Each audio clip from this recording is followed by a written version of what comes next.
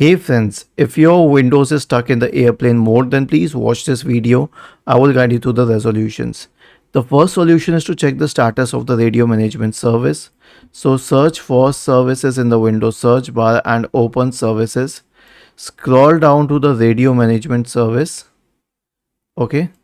And then right click on it and then select restart. The next solution is to flush the DNS cache.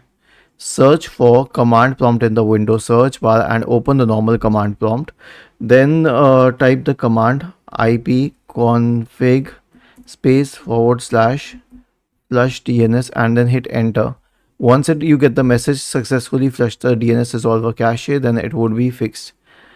The next solution is to update the network drivers. Search for device manager in the Windows search bar and open the device manager. Now expand the list of network adapters. Right click on the main network adapter, the MediaTek Wi-Fi one.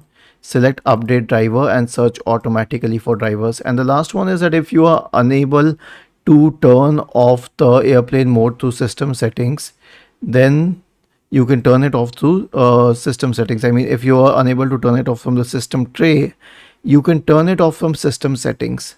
Right click on the start button and select settings from the menu. Now go to the network and internet tab on the list on the left hand side. In the right pane, turn the switch off for the airplane mode. Was this helpful?